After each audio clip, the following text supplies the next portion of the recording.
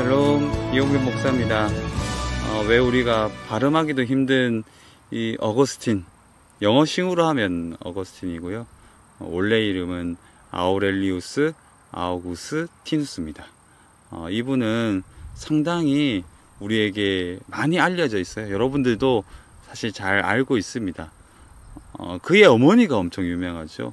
여러분들이 잘 아는 대로 그 기도의 어머니로 어거스틴, 아우구스티누스를 변화시킨 기도의 어머니, 가톨릭에서는 성녀로 추앙받는 분이죠. 굉장히 탁월한 어머니입니다. 그리고 그의 유명한, 그리고 누구나 한 번쯤 그 책은 다 읽어보진 않았어도 들어본 고백록의 저자이기도 합니다. 철학사에서도 너무나 유명한 사람입니다. 좀 어려운 표현으로 근원으로부터 사유한 철학자 중에 한 사람이다. 되게 유명한 사람 같지만, 곁에 있는 것 같지만 약간은 좀 잘 모르는 것도 많고, 잘 알고 있는 것 같지만 생각보다 오해도 많은, 그렇기 때문에 오히려 어쩌면 우리에게는 친숙하지만 친숙하지 않은 사람이기도 합니다. 관광하듯이, 사실 관광이라는 단어의 뜻은 스쳐 지나간다, 점을 찍는다는 의미거든요. 그러나 이제 여행은 정말 좀 깊이 알고 경험한다는, 고생한다는 단어의 뜻이 담겨져 있습니다. 그래서 뭐 고생 정도는 안 했지 모르겠지만, 정말 선뜻 대략은 알고 있었지만 조금 이건 뭘까라는 것, 그리고 더불어 좀 신앙에 도움이 되는 아우구스티누스를 여러분들과 함께 소개하고, 여러 가지 범주가 다양한데 많은 사람에게 도움이 되는 아우구스티누스 강의를 해보고자 합니다. 함께 신앙생활하는 그 중에 여러분들에게 좋은 도움이 되고자 아우구스티누스를 좀 친절하게 설명하고자 합니다. 이 4주간에 걸친 강의가 여러분들에게 도움이 되셨으면 좋겠고, 첫 번째 시간으로 만남이라는 주제를 가지고 아우구스티누스에 대해서 한번 배워보고자 합니다. 자, 지금부터 시작하도록 하겠습니다. 출발!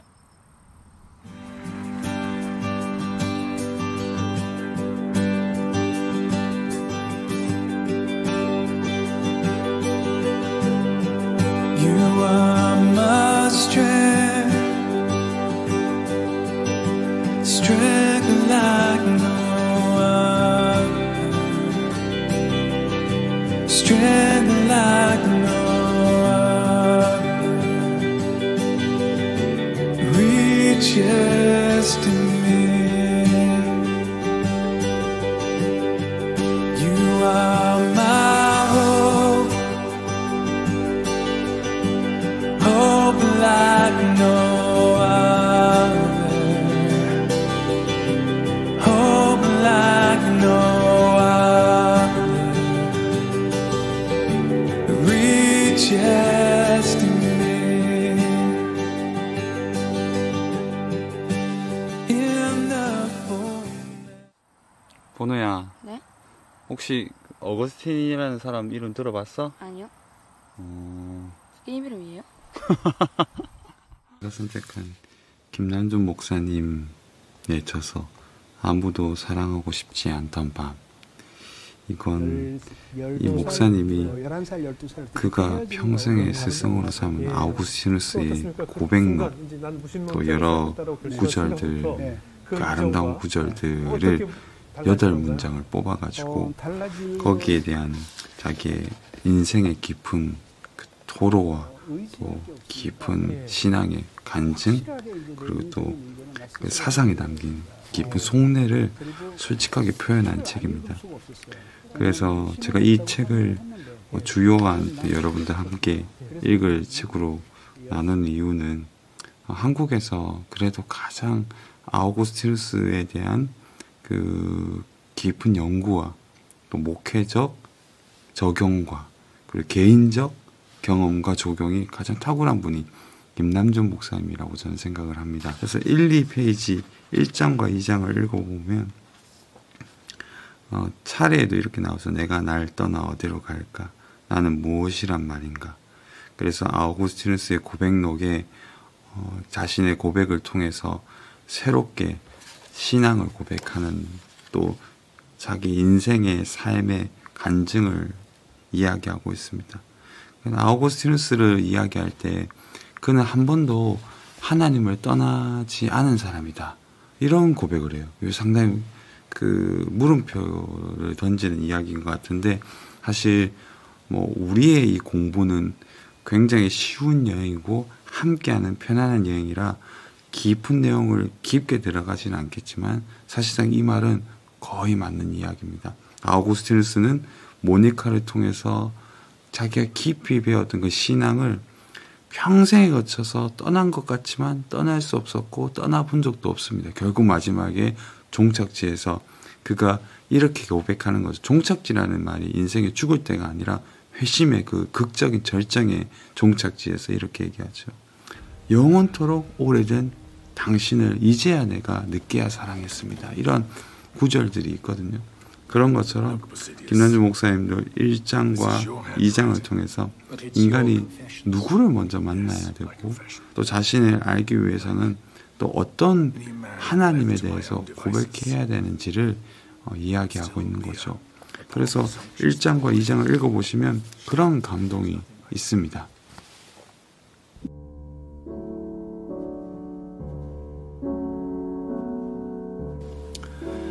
아우구스티누스는 만남에 복이 많았습니다.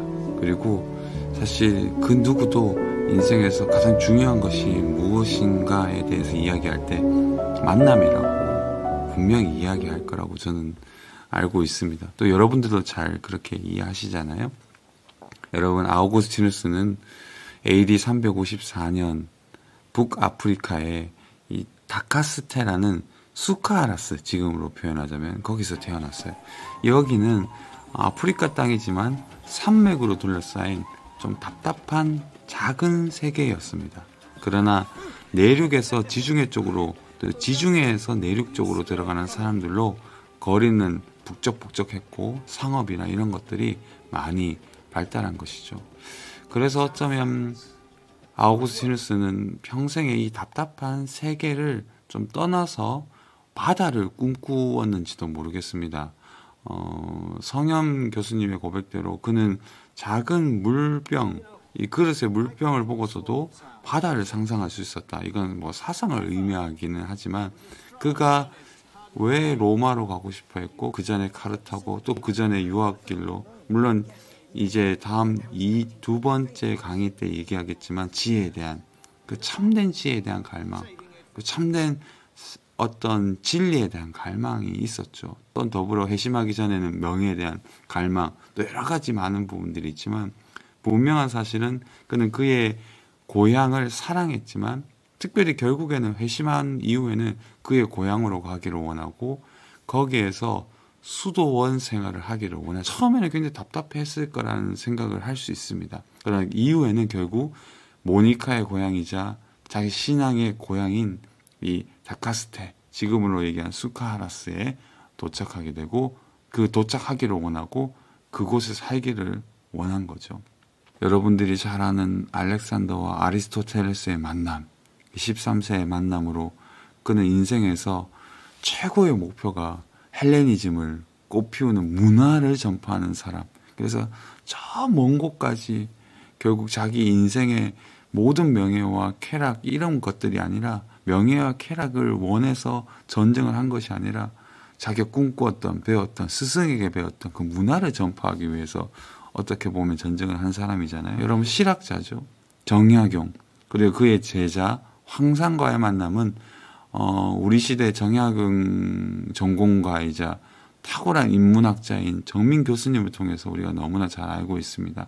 이 정약용은 자기 인생에서 강진의 유배를 당하고 거의 폐인으로 살았을 때 한 여관 주인을 통해서 집을 얻게 되고 그곳에서 누군가를 가르치면서 자기 인생에서 이렇게 살아서는 안 되겠다. 결국 정약용은 누군가를 가르치면서 어떻게 보면 인생에 다시금 그 강진의 유배 땅에서 내가 무엇을 해야 될지를 깨달은 사람이죠. 부지런하고 또 부지런해라.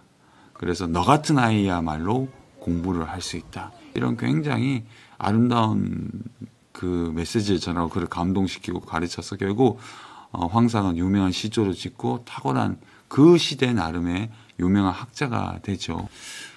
또 현대적인 만남 중에서 저는 권정생님과 이호덕 씨의 만남을 이야기하고 싶습니다.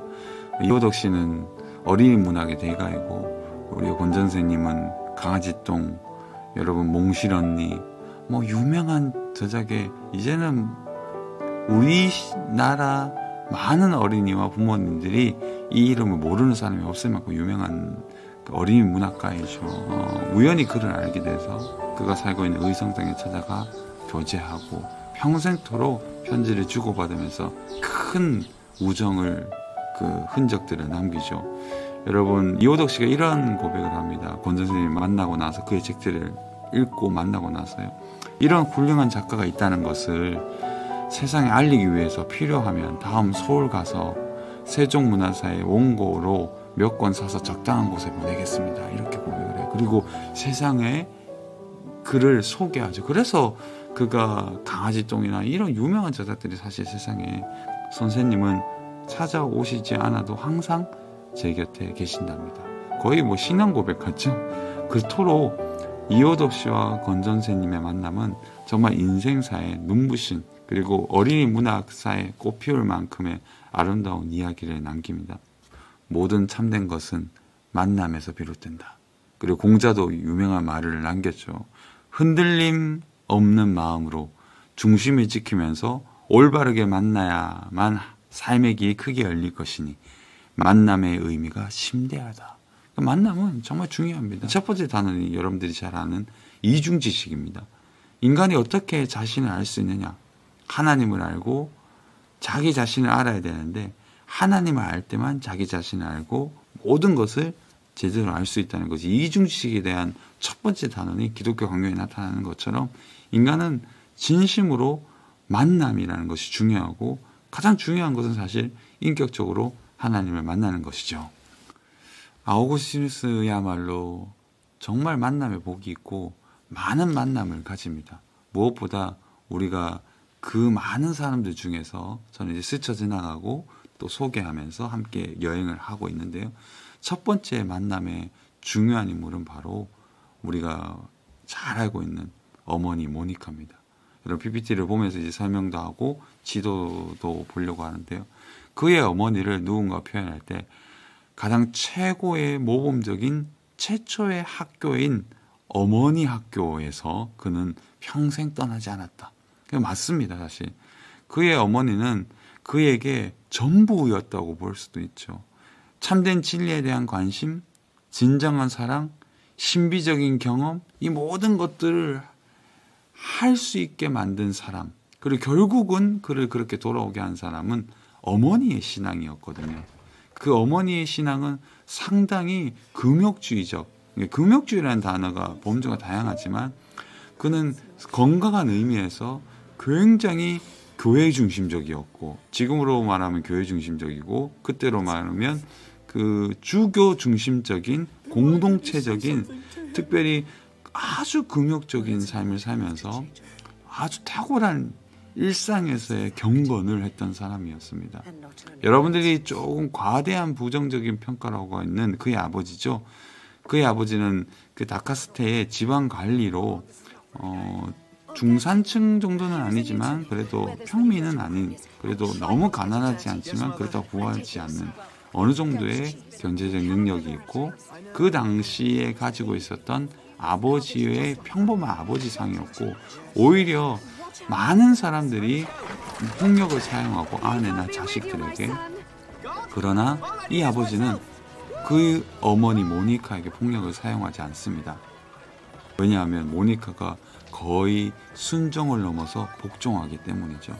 그래서 이 아버지가 뭐 폭군이었다, 엄청 잘못된 사람으로 평가되는 이유는 아마 모니카라는 위대한 성녀라고 추앙받는 가톨릭에서요, 기도의 어머니의 반등적으로 회심도 늦게 하고 여러 가지 평범했기 때문이지 않을까. 그래서 이 부분은 좀 오해를 푸셔야 됩니다. 오히려 그의 아버지 때문에 여러분들이 잘 알다시피 그가 첫 번째 유학을 가는 곳이 어디냐 하면, 유학을 가는 곳을 소개해 준 사람이 누구냐 하면 그의 아버지고, 그리고 카르타고로 유학을 가기 위해서 돈을 모아준 사람도 사실 그의 아버지예요.